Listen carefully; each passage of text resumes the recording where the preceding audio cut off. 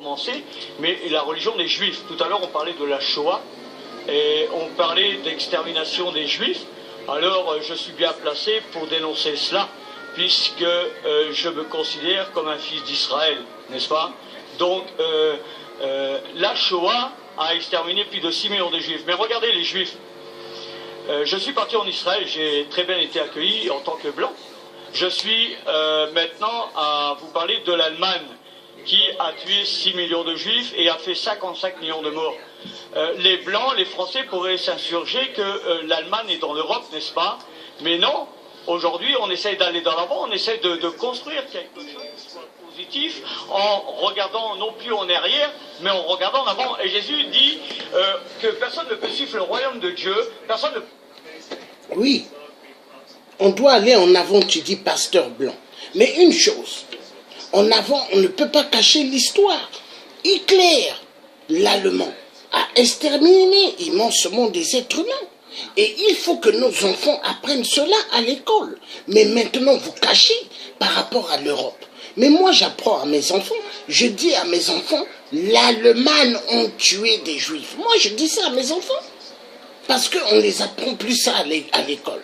Et c'est comme ça, la vérité doit être dite. Monsieur Pasteur l'homme blanc, 666. Parce que vous, les missionnaires, venus à l'époque, on ne voyait pas Léopold II. Allez-y les apprendre Dieu. Mais faites attention, car ils connaissent déjà Dieu. Apprenez-leur à réciter le chapelet plusieurs fois, même toute la journée s'il le faut. Mais apprenez, dites-leur aussi que le royaume des cieux appartient aux pauvres. Grandement faux. Et en même temps, dites-leur que les fétiches qu'ils ont, c'est pas bon. Et prenez ces fétiches, allez remplir tous vos musées. Mais c'est ce qui se passe. C'est passé. Ils leur ont volé les statuettes, les masques. Ils sont allés mettre dans leur musée, le musée Quai Bromley. Hein? Voilà, à Paris, le musée Jacques Chirac. Voilà, l'homme blanc est un voleur spécialiste. Voilà, la vérité doit être dite. Monsieur Pasteur Leblanc, 666. On peut suivre Jésus en regardant en arrière. Et il a tout à fait raison. Nous ne pouvons pas travailler à la reconstruction et à bâtir quelque chose qui soit maintenant sur des fondements de l'amour, de la vérité, comme le disait monsieur à ma gauche, mais en regardant à une construction qui soit bonne, sans haine, sans racisme, sans tribalisme. La colonisation, c'est du passé. Moi, je regarde à l'avant. Si mes ancêtres ont fait du mal, je m'en excuse, mais je ne peux pas réparer les erreurs de mes ancêtres, mais je peux construire... Monsieur le pasteur, la colonisation, ce n'est pas le passé. Parce qu'actuellement, en Libye, il y a des esclaves noirs. En Libye, on tue des noirs. En Libye, il y a des noirs quand leurs bateaux de fabrique sont bousillés. L'eau rentre et ils coulent. Il y a des bateaux qui viennent pour les sauver. Et qu'est-ce qui se passe? Les soldats libyens, ils viennent avec des armes dans un bateau. Ils se mettent à tirer pour dire à ceux qui viennent sauver des vies, non, vous ne devez rien faire. Hein? Voilà, monsieur le pasteur. Hein? Pasteur Blanc. Voilà. Vous avez tué l'Afrique. Hein? Comme vous-même, vous avez reconnu que la colonisation était un mal pour l'Afrique. Oui, c'était un grand mal. Et c'est ce qui fait aujourd'hui que le peuple africain sont en train de subir avec les dictateurs placés par la France, la Belgique, l'Allemagne, les États-Unis pour exterminer l'homme noir. La vérité doit être dite. À cause des minéraux en Afrique. Honte à vous, monsieur Leblanc. 666. Un nouvel avenir avec ceux qui le voudront bien. Le gouvernement français est venu en la personne de François Hollande. Est-ce qu'il faut le rejeter? Regardez la Grèce. Hein? Voilà. La Grèce veut sortir de l'euro. Il parle de François Hollande. François Hollande, la pute, qui a voté les lois de mariage. Hein? Mariage pour tous. 2 hommes, 2 femmes. Honte à François Hollande, la pute, qui avait dit Sassou peut consulter son peuple. Or, qui voulait dire Sassou tue le peuple du Congo. Enfoiré de merde, monsieur Leblanc, 666. hein, alors qu'elle était maintenant dans l'Europe. La Grèce, un empire colonial très grand. Regardez ce qu'il est devenu aujourd'hui, la Grèce. Vous le savez, je vais vous dire à vous, Africains, vous qui avez souffert de la main des Blancs, sachez qu'il y aura une condamnation pour ceux qui ne se sont pas repentis. Alors, pasteur Christian Beckett, je voudrais savoir, au Concile Vatican II, les conclusions ont été claires parlant du christianisme au Concile Vatican II. Les évêques qui étaient à ce concile ont tout de même conclu que le christianisme n'était pas une religion, mais une révélation venue d'en haut pour toutes les nations.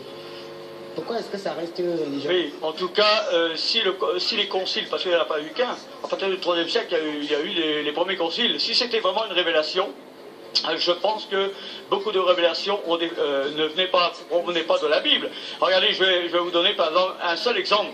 Les prêtres ne se marient pas, n'est-ce pas? Aujourd'hui, c'est interdit. Et c'est pour ça que vous avez beaucoup de prêtres qui, aujourd'hui, même au Cameroun, essayez-moi de trouver un prêtre qui n'a pas une femme avec lui. Donc, à partir du jusqu'au XIIe siècle, les prêtres pouvaient se marier. Maintenant, il y a eu un concile où on a interdit le mariage. C'est comme ça que naissent les erreurs dans l'Église et c'est comme ça que naît la misère dans le monde. Est-ce que Dieu est donc là? Non, Dieu n'est pas là. Et c'est pour ça qu'il y a eu des réformes. Il faut que mes amis de gauche, à ma gauche, sachent que le christianisme n'est pas le catholicisme dans son ensemble. Le christianisme n'est pas le protestantisme. Le christianisme, c'est une affaire d'hommes qui a rencontré Jésus, qui a été transformé par l'amour de Dieu. Moi, vous connaissez mon témoignage, n'est-ce pas? Attendez, dans mon enfance, j'étais opprimé par des étrangers et aujourd'hui je les aime. Et aujourd'hui je n'ai plus de ressentiment envers eux parce que Jésus a changé mon cœur.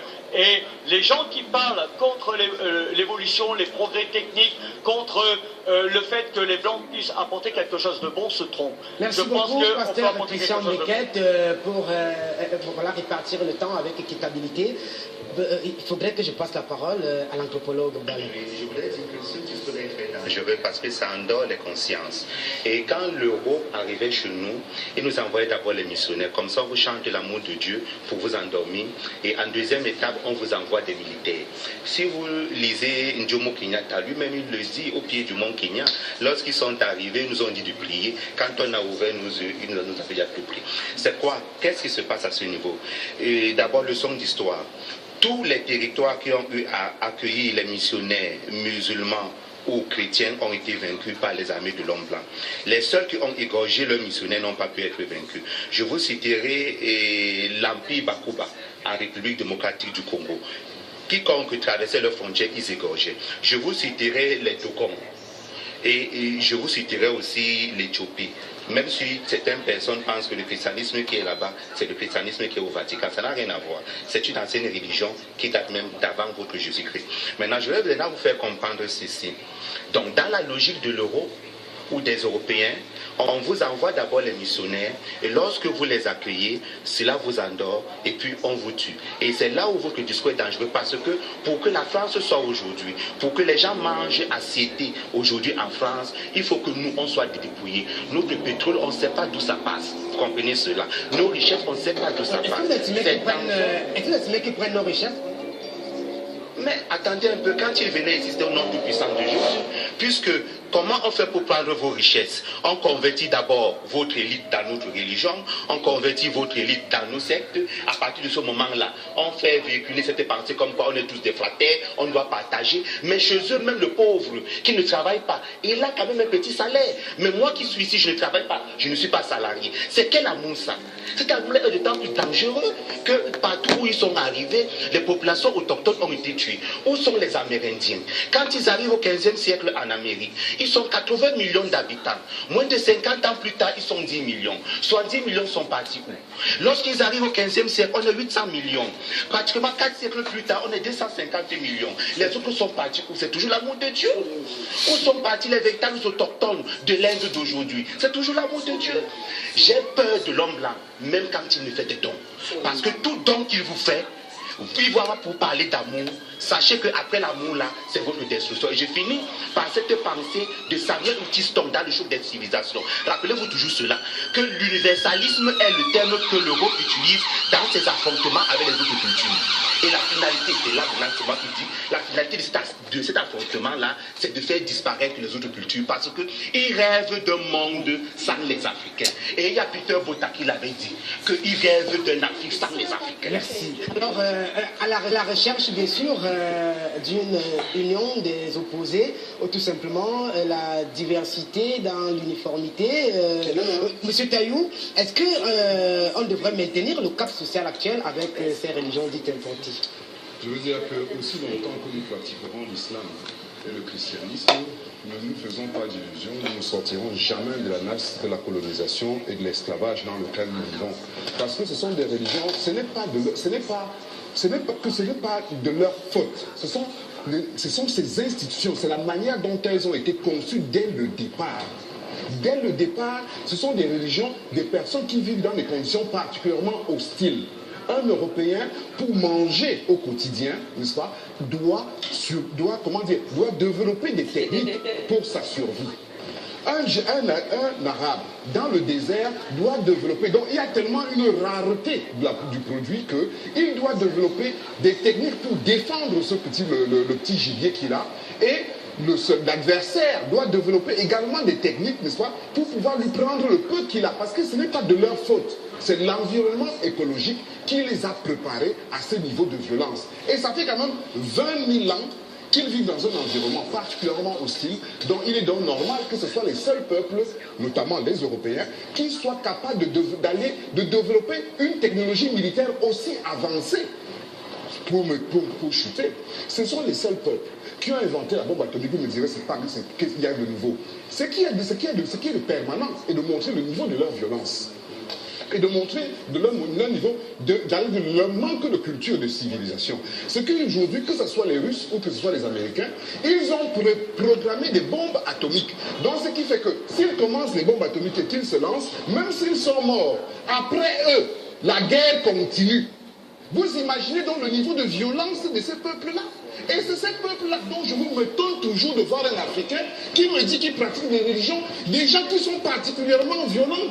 Comment peut-il développer l'amour alors qu'il pratique la religion de quelqu'un qui a toujours utilisé la violence contre lui-même? Merci. C'est pas possible. On dit certainement seuls les idiots ne changent pas. On va faire plaisir à nos téléspectateurs du monde entier. On ne vous a pas oublié, hein, pas mal de SMS.